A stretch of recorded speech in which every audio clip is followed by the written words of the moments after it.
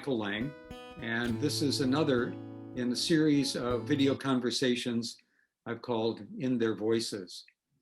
And today I'm joined by Ava Abramowitz and Ken Webb. Welcome. Welcome.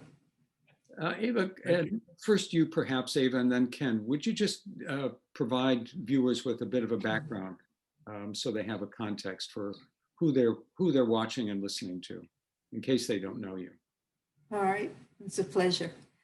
I am a compilation of a lot of different things. When I graduated from Brandeis 155 years ago, I had the joy of working for Senator Kennedy as a volunteer, and they asked me to come down, and I started working in Congress for a while, and then I ended up working on police issues, and I was involved in criminal justice and police issues for 14 years, during which I began to realize how critical it was to a society to handle disputes and how badly we handle them. And the worst ones end up in misdemeanor court, sometimes simply for existing. You're in the wrong place at the wrong time, and really bad things end up being in felony court. And I started thinking, how could cases be handled differently? And I was involved in the Neighborhood Justice Center, which was a new thing at that time. All assistant United States attorneys were. And we mediated cases inartfully because we weren't trained overwhelmingly, but we did it. And cases would disappear. From there, I went to the Department of Justice. And as a examiner, and then ultimately I ended up going to the American Institute of Architects, where I got used to dealing with conflict, because architects get sued all the time, but not usually effectively or successfully, because most buildings are designed well, they're just not maintained well or constructed well. So I got to see disputes from a very different perspective. And ultimately, I realized that if we had a construction mediation service, we could get rid of most of the problems facing architects. We were so far ahead of our time.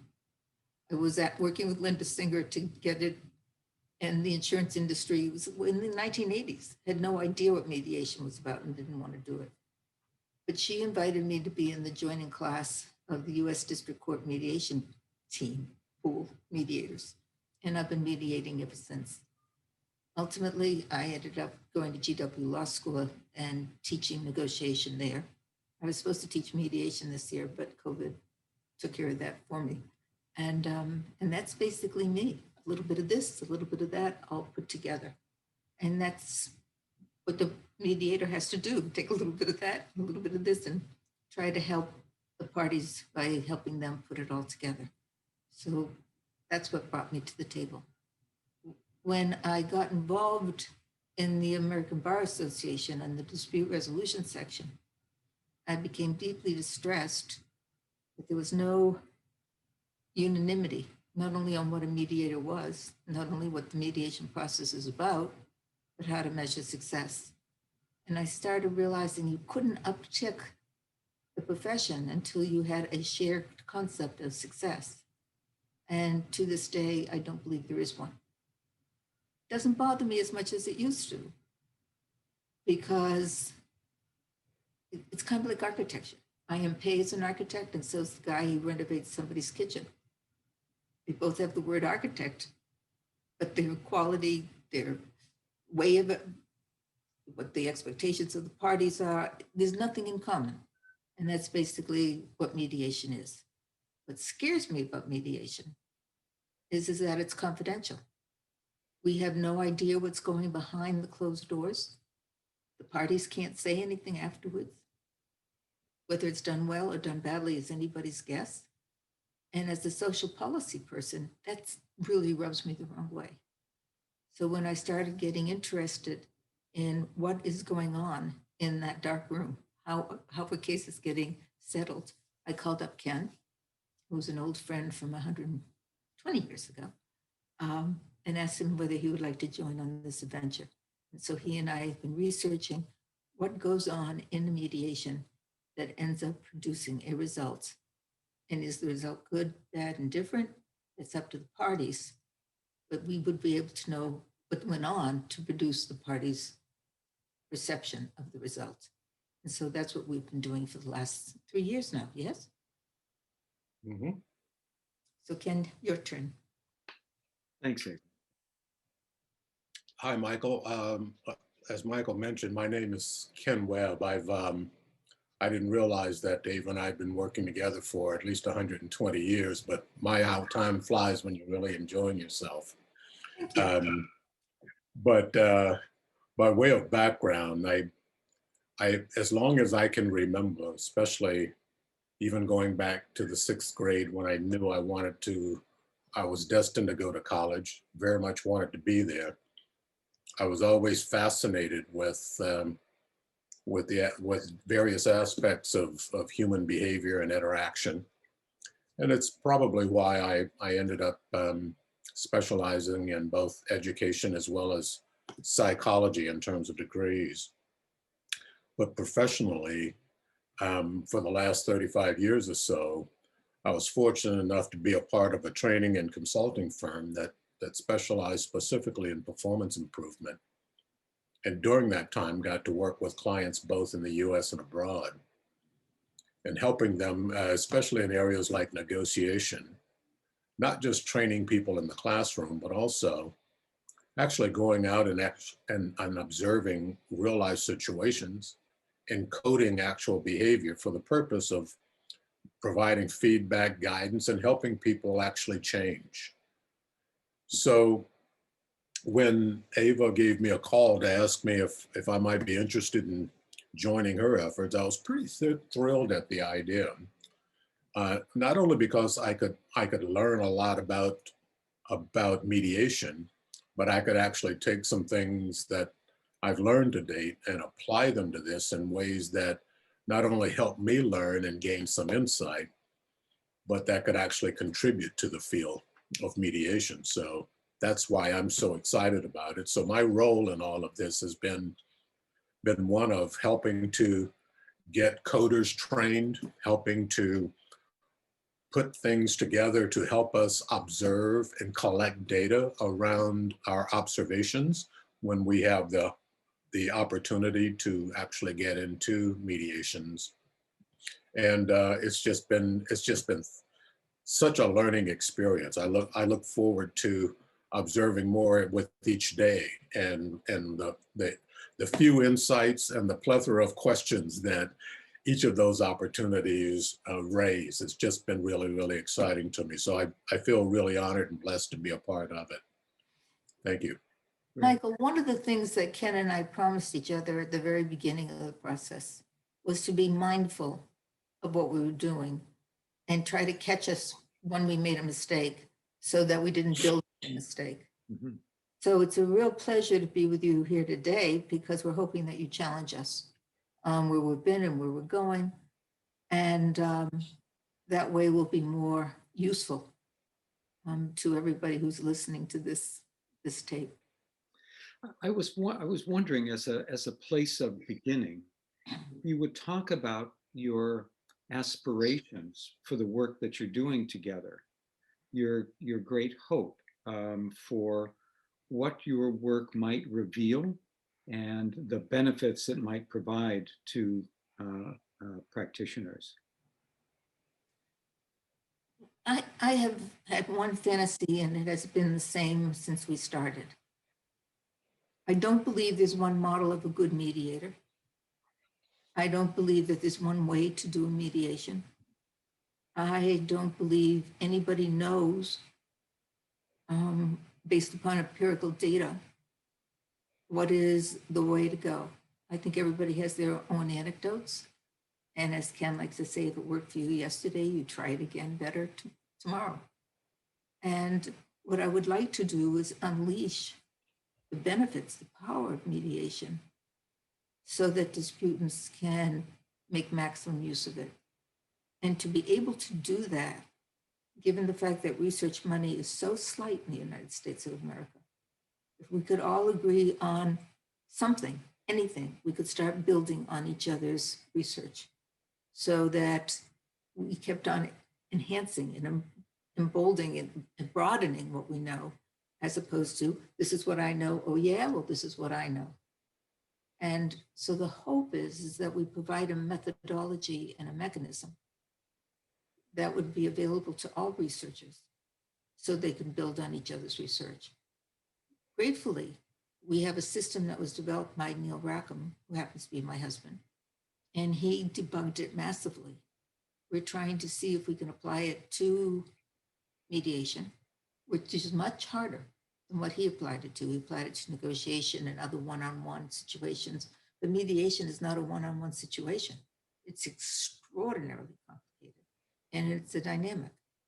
And so, whereas a lot of the research done to date looks at what the mediator does, what we're trying to do is look at what the entire group does and how they interact with each other and feed on each other so that we can ultimately help mediators handle complicated situations better. Great. Ken, further thoughts about that? Yeah, we've touched upon this whole notion of increasing awareness. One of the things I've been really struck by in the last 35 years is how we have a perception of things that we do in different situations.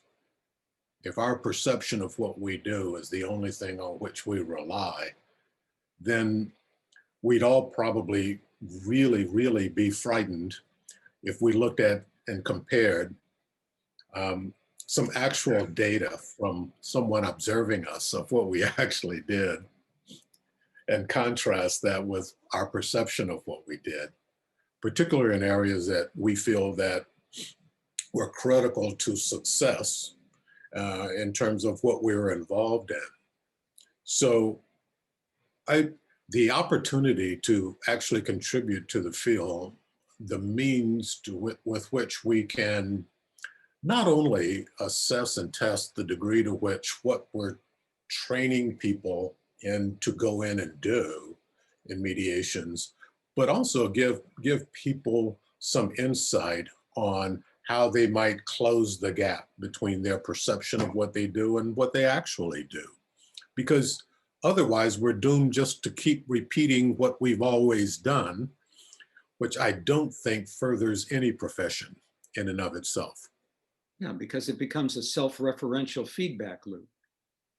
Absolutely right. Absolutely right. And to say that we all have a responsibility to do that, especially when we're dealing with others, is an understatement, particularly in situations such as mediation, given what its purpose and its desired outcomes are, as I understand them. Yep. And the problem is what gets taught is at a level that is not what Ken and I would call actionable. For example, on trust, one researcher said, let me see if I can have it, that trust in the mediator increases depending upon the degree of mastery over the process, explanation of the process. Those things can be taught. But then you have warmth and consideration.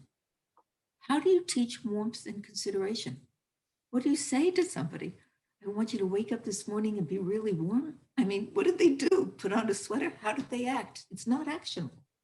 And then chemistry, again, not actionable. And lack of bias, and that can be taught. But the problem of it is that the ones that can't be taught may be pivotal. But if you can't teach it, what's a person to do? And one of the things we're interested in is to try to get down to the very lowest level, the atoms of communication behaviors, what a mediator does, and then testing from the parties. Do they trust the mediator? Yes. What did the mediator do? Do they not trust the mediator? What did the mediator do? So that we can ultimately figure out how to teach warmth, consideration, chemistry. Well, it's not only being able to teach it, but then to ensure, as Ken was saying, if all you see is what appears in the mirror, then you are limited in understanding whether what you're doing is actually contributing to or beneficial to the parties, right?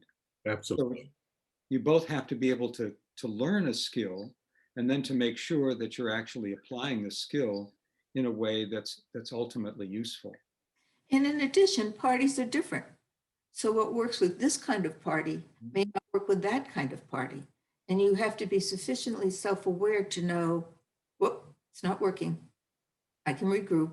I have other skills that I can use and start using them. So it's hard. It's hard to be effective in a complicated situation where people are angry or uptight or confused or whatever. And that's what we're looking at. So how do you take the idea that you've got, that you share, or the question or the concern, and where do you go with it? What do you do with that question other than just sitting with it? Because you're not just sitting with it. You want, as you said, Ava, to make things actionable, to make it productive and visible in the way you use the metaphor of or analogy of an architect. You can see the building, you can see the renovation of the kitchen. What do you see to say that the mediation was successful? How are the two of you going about trying to understand what's happening, tease it out, learn from it? Well, I'd like to take a little bit of a shot at that. At its simplest level, it's really interesting how many things involve two components, one being kind of an overall strategy or a series of strategies that we can employ to try to achieve an outcome. What gets a little bit tricky, though, is the strategy is almost for naught if you're not clear about what behaviors help me actually operationalize that strategy. Right. That helps me with the desired outcome the majority of the time. So I think one of the simplest ways to characterize what we're trying to do is actually go into these mediations and look for observable behavior. So as a coder, for example, when I'm collecting data on what behaviors are being used, not only by the mediator, but also by the parties, I'm not trying to figure out someone's intent, where they may be trying to go. All I'm looking at for right now is what behaviors are they actually using? Mm-hmm. Are they asking questions? Are they sharing information? When they're asking questions, are they just looking for fact, or are they asking questions specifically about other things beyond fact? So that we can, at the end, especially if some sort of perception instruments are being used, such as that created by RSI not long ago, we can actually compare when the participants say, wow, this is what I walked away with and it felt really good, versus, wow, this wasn't what I expected it to be. Over time, the more mediations that we look at and collect data on, we can start drawing some correlation between actual behavior and outcomes. Mm-hmm. And what I'd like to do is invite Ava maybe to talk a little bit about outcomes in a moment, because that's part and parcel to this. Because if we can start associating a group of certain behaviors that contribute most to successful outcomes, then I think we're really on to something. Would those things likely change over time?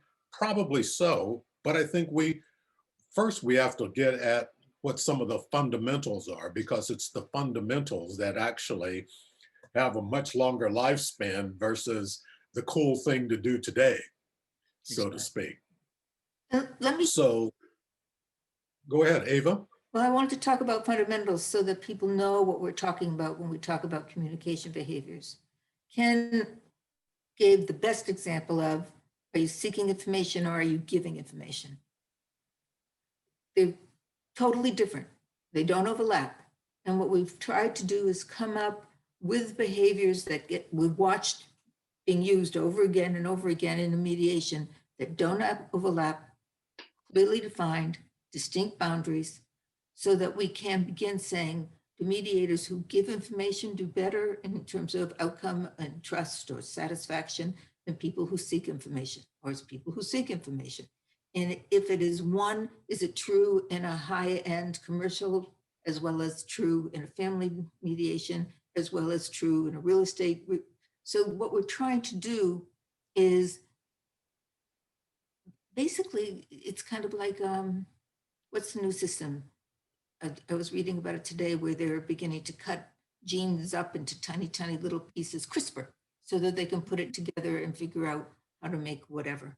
And what we're trying to do is be the CRISPR for mediation. Now, in terms of where it takes us, one of the things that just shocked me is there's no definition of success in mediation. So what are you aiming for?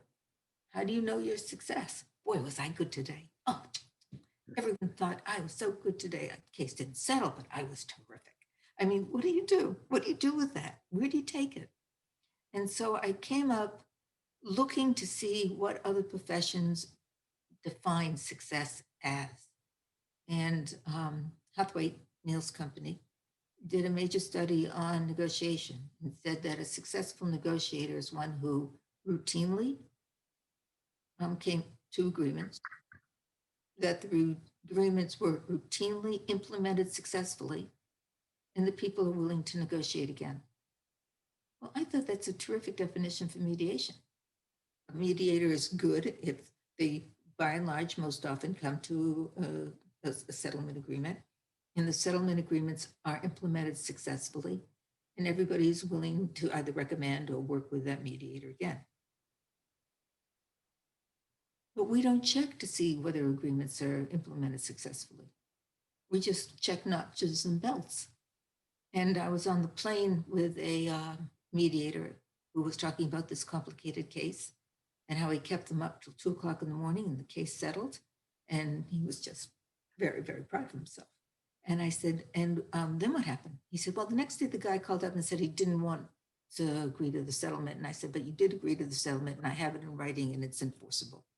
To me, that's not a success. To me, that's an invitation to keep on mediating until you finally get something that people are willing to sign and implement. But as long as we don't look at implementation, then we can do it by notches and belts. And to me, social policy, I'm not sure that that's the way I would want it to go. So there's no agreement on who is a successful mediator or what is a successful mediation. So when I presented this in a Dispute Resolution Magazine article, after I wrote it, I said, you know, if I were a court administrator, I'm not sure that this would be helpful. I think probably what I'd want to know is what are the expectations of the party when they go in? Do they think the case is going to settle or not? And if the case, they think it's going to settle and the mediator doesn't settle it, well, that's someone I have to work with to train better. Or if they don't think it's going to settle and it does settle, that mediator is someone I can learn from. And so maybe that's the way to go about inching your way to a successful definition of success. I'm not sure. But without one, it's very hard to measure performance and say your performance, because there's no light at the end of the tunnel. That is an agreed light that measures performance in a way that is consistent with access to justice, you know, all the values that we have as lawyers or as people. But and it sounds as though, in looking at this, you're coming to it from two critical, different perspectives. One is, what does success look like?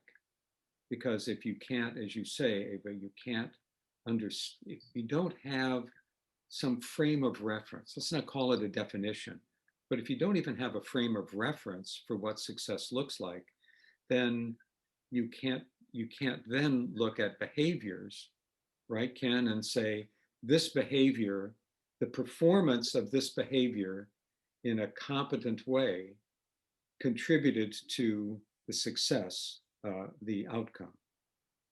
So you're looking at both. You're absolutely right, and that's why having some shared language or nomenclature around some of this is rather important to any field, because otherwise we're not all talking about the same thing. But looking at which behaviors seem to consistently show up when we have certain outcomes, I think gets us a lot closer to decoding what's actually going on. And obviously, styles aside, because everybody has their own style and way of going about doing things, how we actually use our styles to get maximum benefit for the kind of outcome we're seeking is really important. But just consider, if I were to get down to some specifics that others have found really, really helpful. It's kind of like looking at, if we only look at success as either in mediation as either just settlement or impasse, then that's kind of like either it's black or white, versus are there some things in between that also could actually be the ball is moving further down the field, if I could use a football analogy. Whereas, no, we weren't able to actually go across the goal line today, but things are definitely moving in a productive manner, measurably, that's getting us closer to that. And if I were to put a term to that, we can call them like an advance. We've got forward movement. Mm-hmm. So just imagine, again, if there were some agreement about a couple of other options that are somewhere in between a successful agreement at the end or impasse, if we had other options in there that also helped us or defined situations where we got that kind of forward movement, just consider some of the options some of the additional options that gives us in terms of increased confidence in making progress, going into situations with a higher degree of flexibility. And that just makes the whole process more encouraging that good progress is actually being made, especially in those situations where just getting a settlement or an agreement may not be practical or possible in the first shot at it on a given day. Let me give two examples to show just how wise what Ken has said, because stole the concept of an advance and have said this can apply to a mediation. I had a mediation where both parties came in and said, this case is not going to settle. And I said, terrific, we have common ground. Why is it not going to settle? And we put up all the reasons on the board why it wasn't going to settle and what the cures were to those reasons. If I could interview this person, if I could get this information, whatever. And we set out a schedule and there was the advance. They all had marching orders of what homework they had to do. And when they came back, the case settled in an hour and a half, 2 hours. So the idea of an advance, of getting parties to commit their time and their energy to investigate or to do more, to think more, to talk to more people that will advance the progress in the mediation is a pretty powerful way in opposition to impasse. No, we're not an impasse. We're just not going to settle the case today. Now, I realize I'm very lucky. I'm a mediator for the DC Circuit and for the DC Federal District Court. And the judges are so supportive of our program that they don't really care as long as the progress is being made. One case I settled took 2.5 years to get it done. It's extremely complicated. And when it got done, the judge said to me, young lady, you've just won a Life Achievement Award. They are willing for the mediators to put in that kind of effort to resolve these cases that are truly, truly complicated. Because mediation empowers the parties to take control of their lives instead of having a stranger, a judge, or a jury make the decision. So what Ken is talking about, of using this concept of an advance to propel activity that will avoid impasse and ultimately end up in a solution is pretty terrific. I used it in a very complicated case by every time we had a date scheduled for mediation 3 weeks before, the lawyers and I would sit down and say, all right, what's a really great advance that will get us closer to settlement? And then we would talk out who had to be there in order for that to happen. What kind of preparation did they need? And everybody would talk about, could you tell your guy this? Could you tell? So that everything went together before. By the time the parties came for the mediation 3 weeks later, they were thoroughly prepared, very comfortable with the process, very ready to sit down and deal with the issues that were open that day, knowing full well that it didn't have to settle that day because we would work out another advance so we could meet again another time. It takes the risk out of the process. It puts the control of the process back in the hands of the parties. And they can make as much progress as they want in a day or as little progress as they want in a day, as long as the process advances and ultimately they know there's a good chance of settlement. So what you're doing is you're wanting to come up with a definition of success that's not binary. Exactly. And one of the problems about being able to do that is that mediators think of the process in that way. And if the mediators think that way, then the parties follow along with what the mediator is doing. They feel, well, the mediator must know what she is about. And if we're supposed to come to a settlement, then that's the goal. And that's the only thing, that's the prize that we're going to focus on.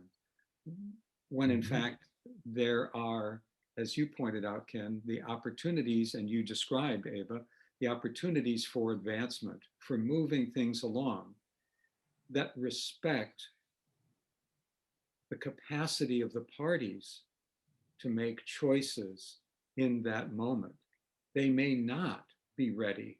They either dispositionally or in terms of information or a host of other reasons to go beyond a certain point.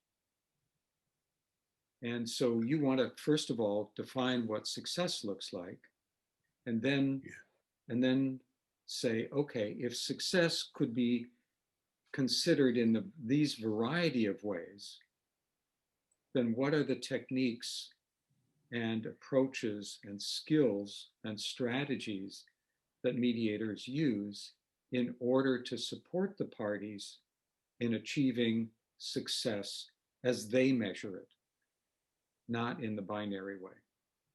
Mike, I think I'm getting it. You're right on the mark. Just as one example of the kind of thing that, it's rather exciting when you think about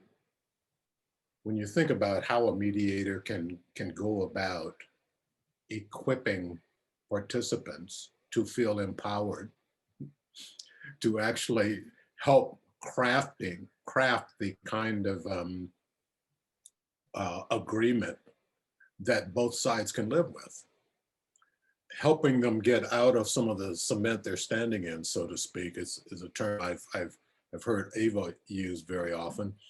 But it actually empowers people in some very productive ways. And one of the behaviors that I know from my background in history is, for example, the power of questions that engage people differently. There used to be a time with regard to behavior and psychology where we were looking at things like open-ended and closed-ended questions.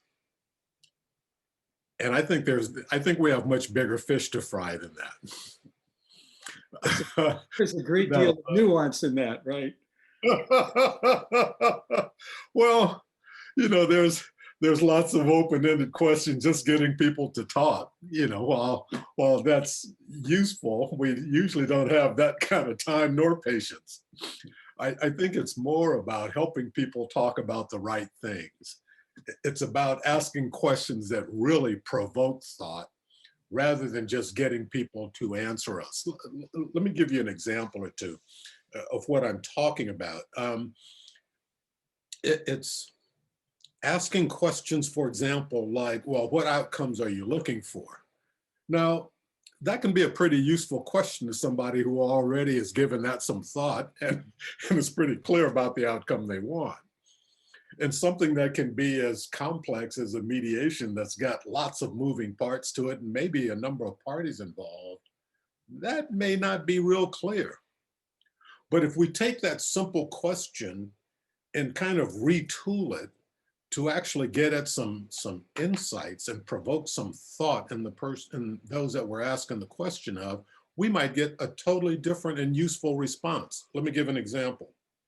Instead of what outcomes are you looking for, consider a question like, what kinds of things come to mind when you think of what's most important to you in any agreement we reach here?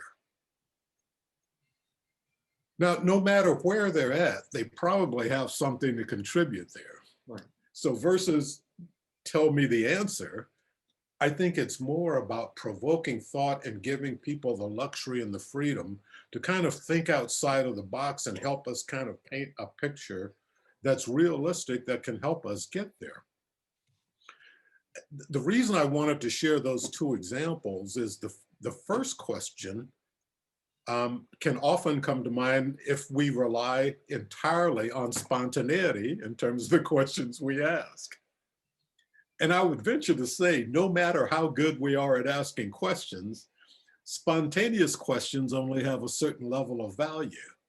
Our very best questions actually come from giving some thought to how we can actually put questions together that provoke thought, that go a long way to avoid putting people on the spot, having them feel uncomfortable, etc. In fact, doing the contrary and helping them actually think out loud, think beyond where they came in the door, and start contributing to some thoughts and ideas that can help propel things going forward.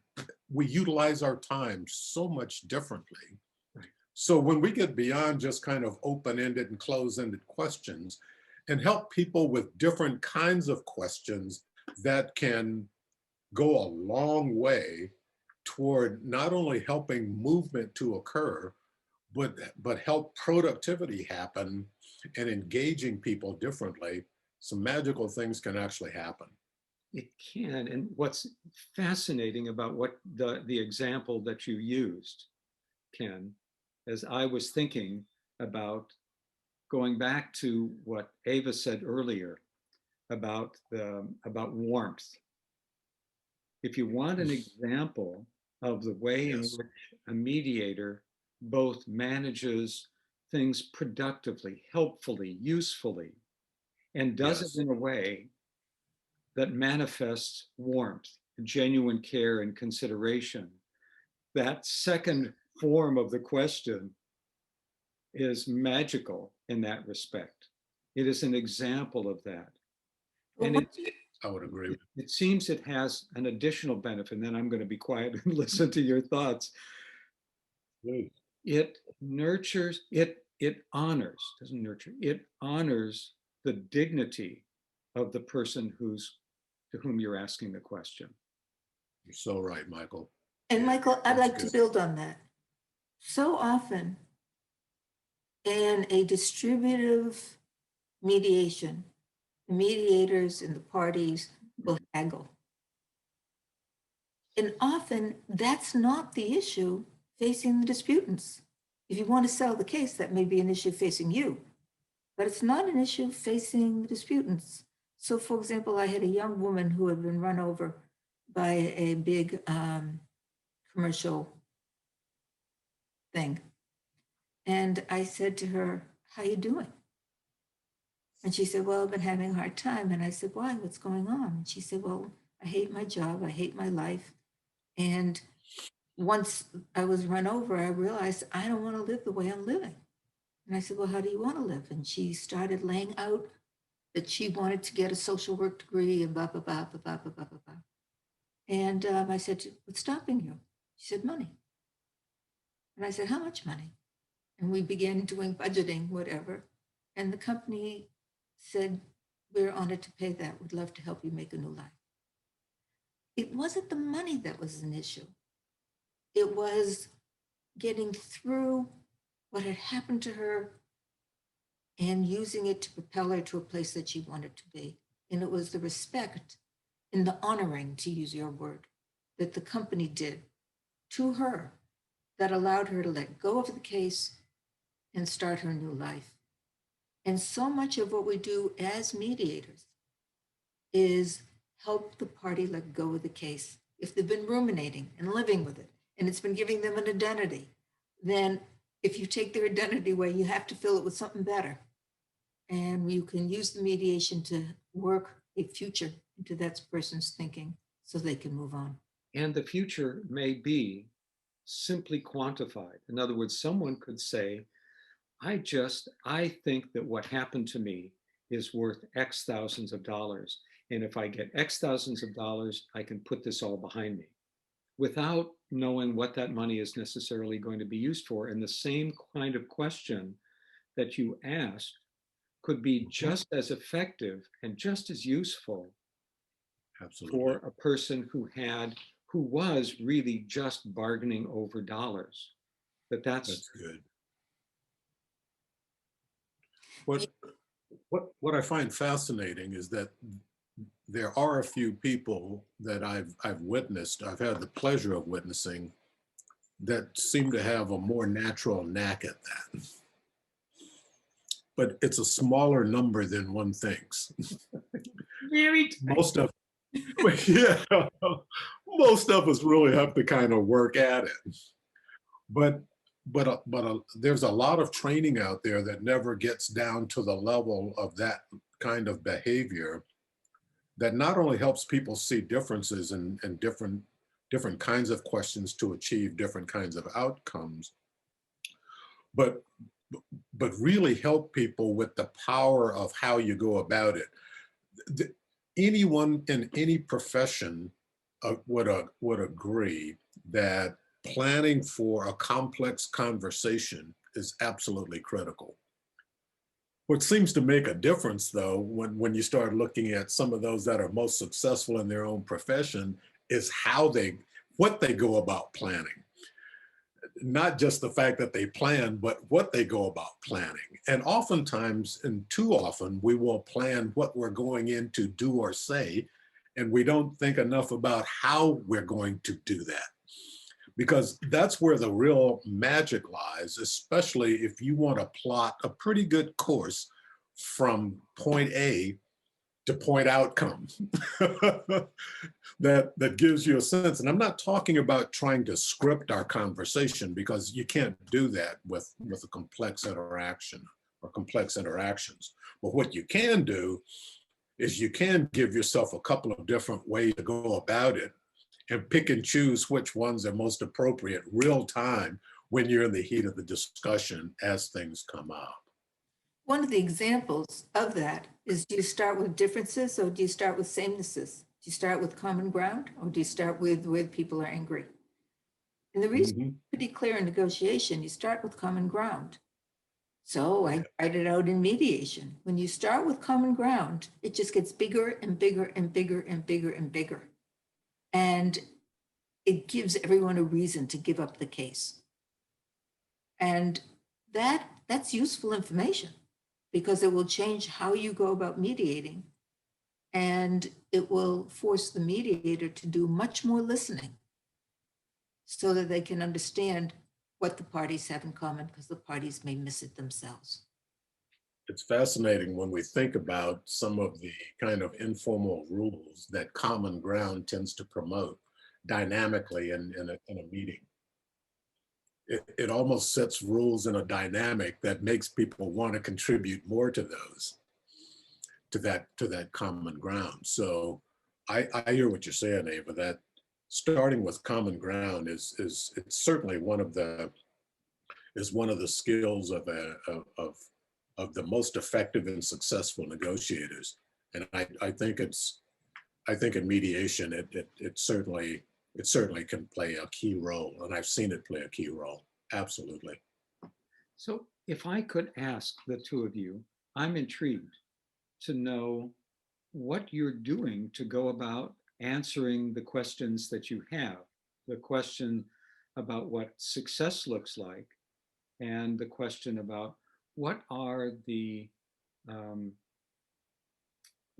skills, the techniques that need to be that are most likely to contribute to achieving success in the broad way that you described it earlier, um, Ken.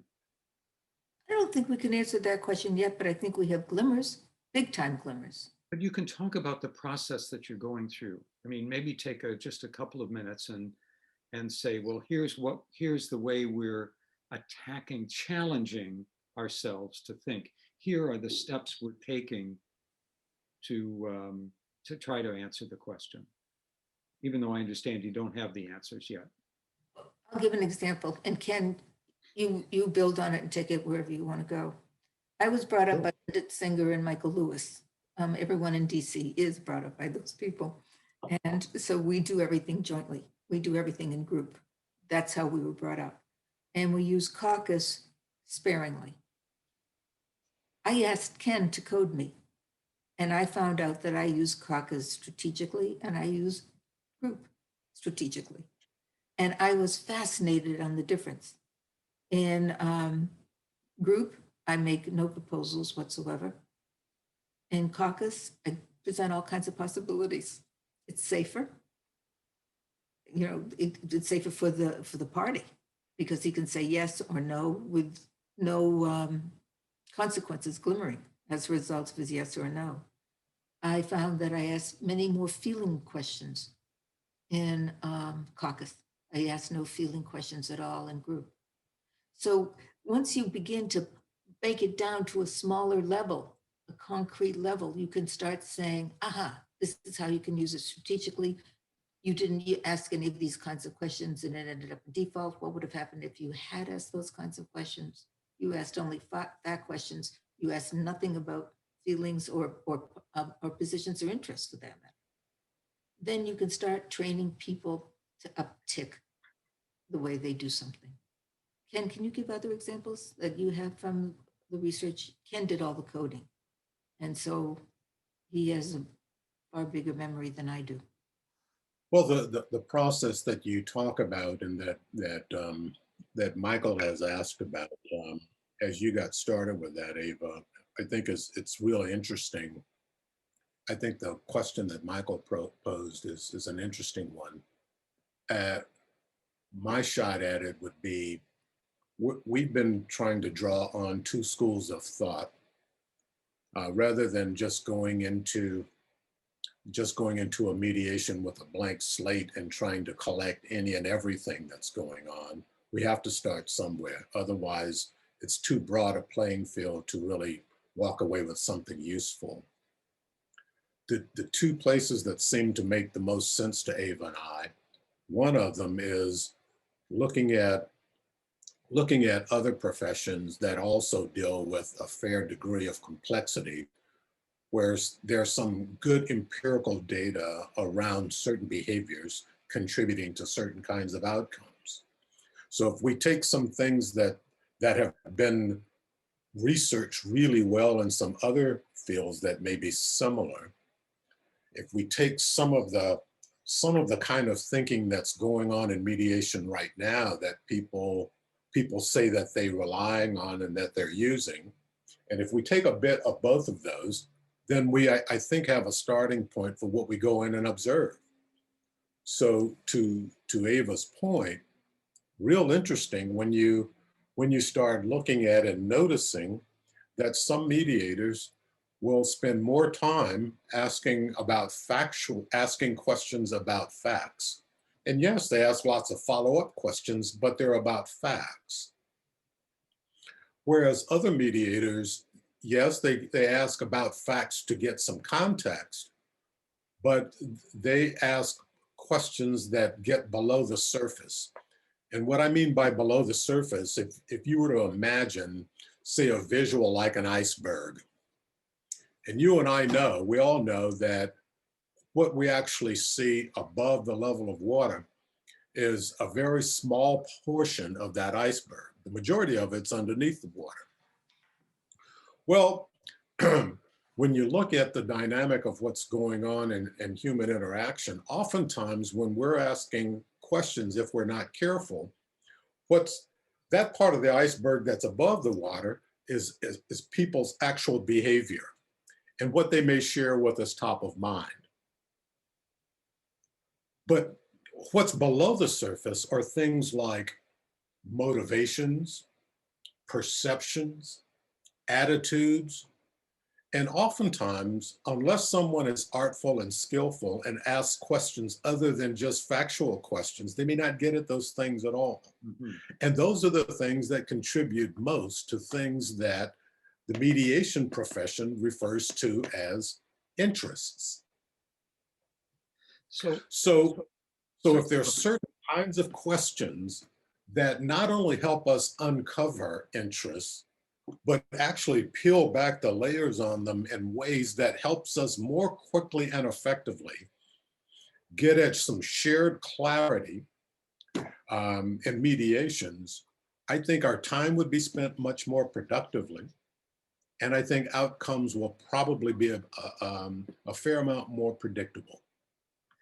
So one of the things that you're wanting to do is actually observe mediators in action and identify these behaviors, coding, as you say. That's correct. Because unless you can catalog them, right? Unless you start with a list of behaviors that you're looking for and then catalog when and how they occur or with what frequency they occur, it's not, that's your entree into understanding what the mediator is doing, and then you can measure that against your definition of success. Is that how you're going about it? Yes, but allow me to add a caveat, because I've come across a perceived myth of what we're doing. Just from talking with others and some of the reactions that I've gotten from some of the mediators I've interacted with both before and after their mediations. And that is, our coding of these mediations is not about, we're not trying to evaluate the mediator. No. What we're trying to do is simply capture real time the dynamic that's going on in terms of what behaviors are being demonstrated by everyone in the room. Could we actually isolate the behavior of the mediator from that data? Yes, like we could isolate the behavior of anyone individually in there, but that's not the point. It's the collective behavior that occurs that causes the dynamic to be what it is in mediations. So I could understand someone's consternation if they felt that we were coming in to evaluate them as a mediator. And that's the furthest thing from our interest and the furthest thing from what we're actually doing. We're just simply collecting and coding what behaviors are going on in the mediation that might give us some insight. Because otherwise there's no way to know, other than mediator self-report or party self-report, what took place. Right, and most people don't know. You're absolutely right. But I'll give an example.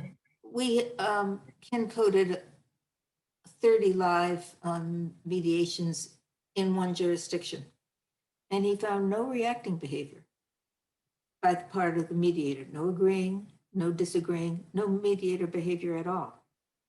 And we said to the program administrator, are you training your people not to react? And he said, yes. Now we know from other researchers that's been done that low reactors very often produce very bad results because the person doesn't think they're being listened to. So they start repeating what they're saying and they'll do it with more emphasis. And if the person still isn't reacting, they'll go louder and get louder until they've got themselves up into a frenzy. And then they've lost the capacity to serve in a mediation setting. You know, it's just easier to call a break. We'll meet another time, whatever.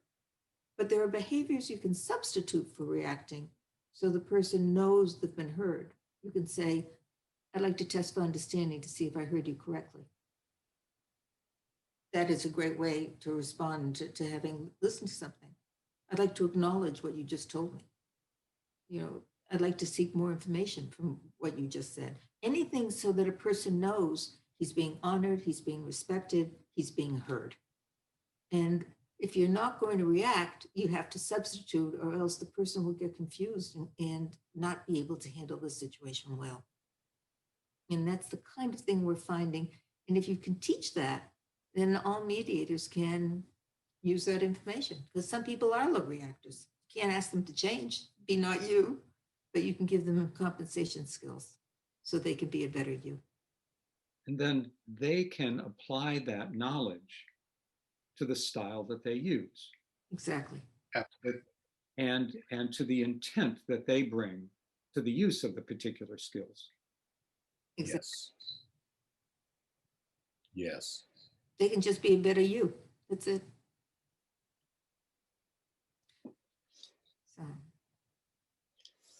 So where are you with your research at this stage?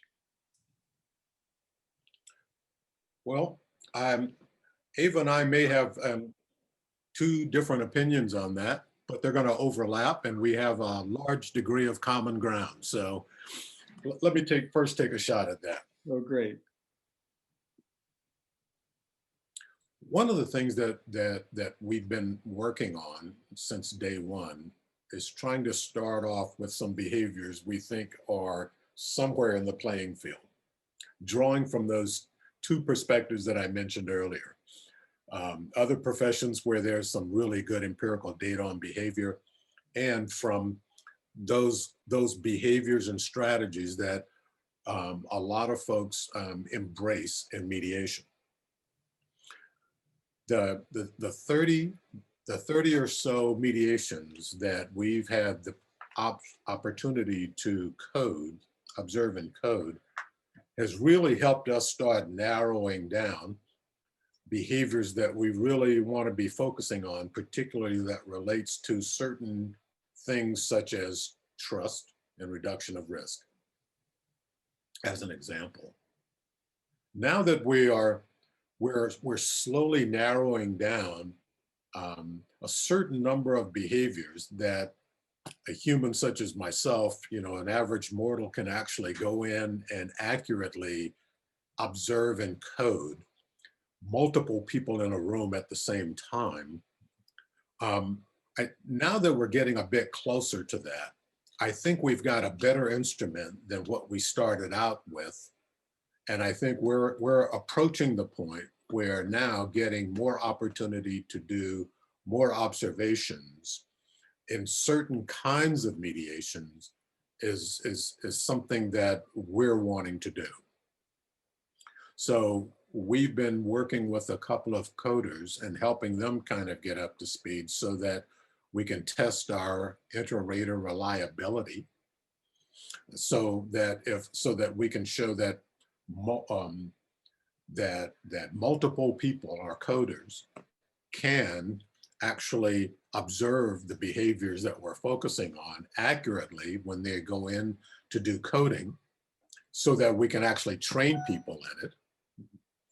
And now, whether it's actually face-to-face or whether it's remote or virtual, what we'll want to be doing early this year or whenever we can is get an opportunity to actually do some observations to test out our latest round of latest versions of instruments, coding instruments. You're constantly refining both the behaviors you're looking for and therefore the instrument that you're going to use in order to be able to code the behaviors.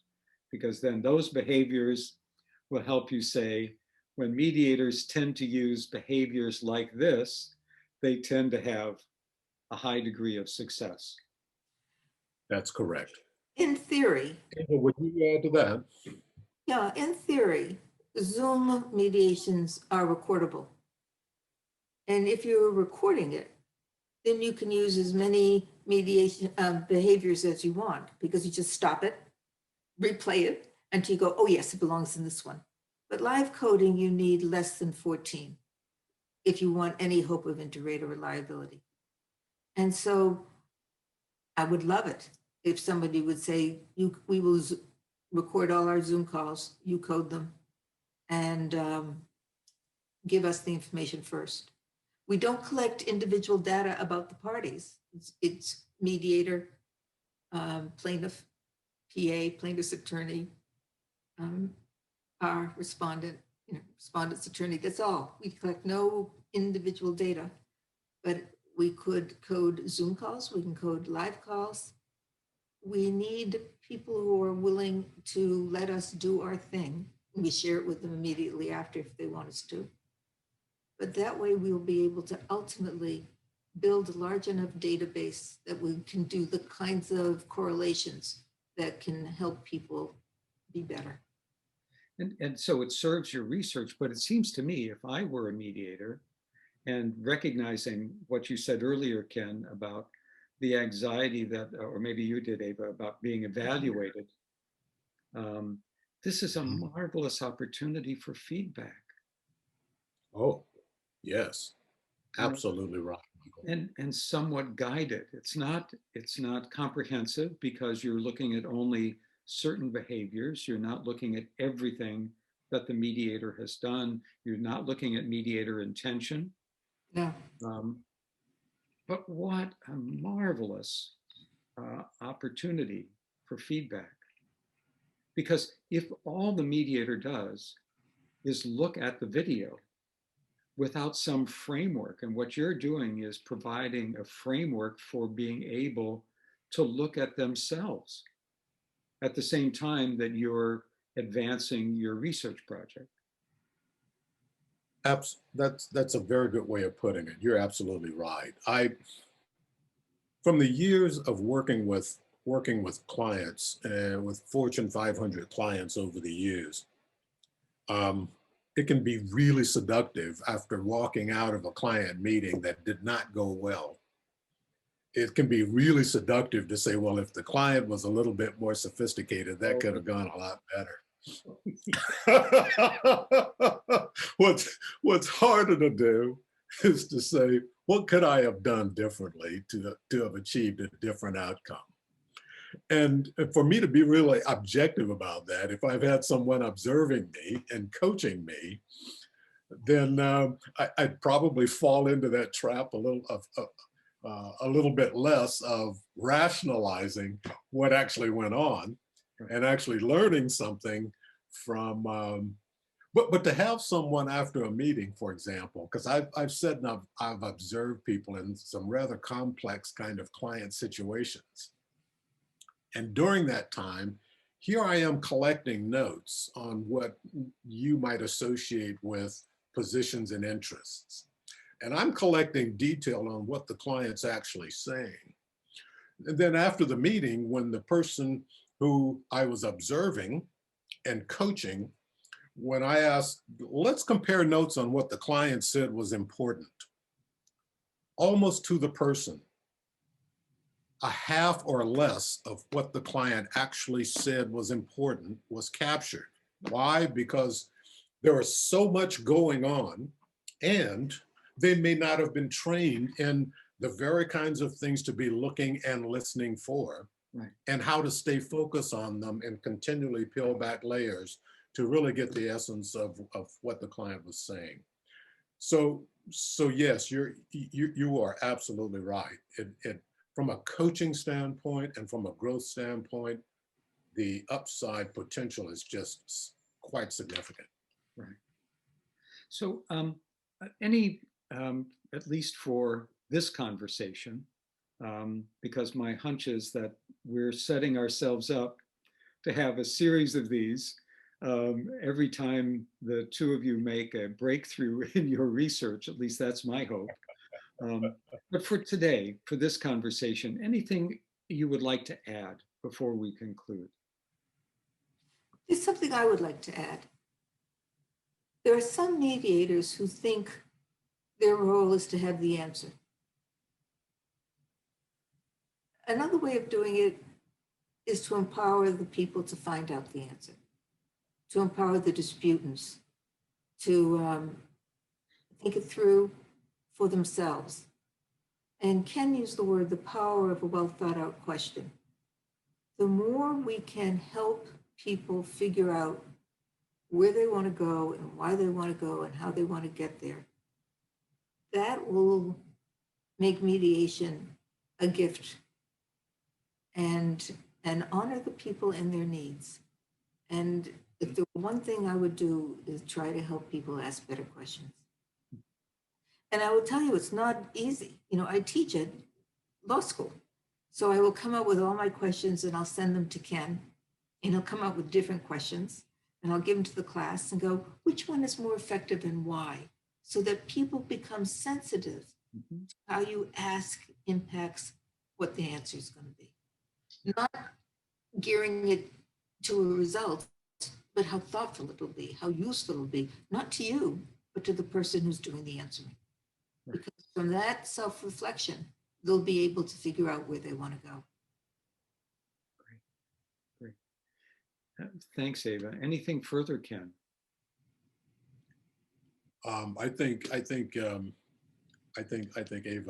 Ava put it quite nicely, and I'm not sure I could further improve upon that.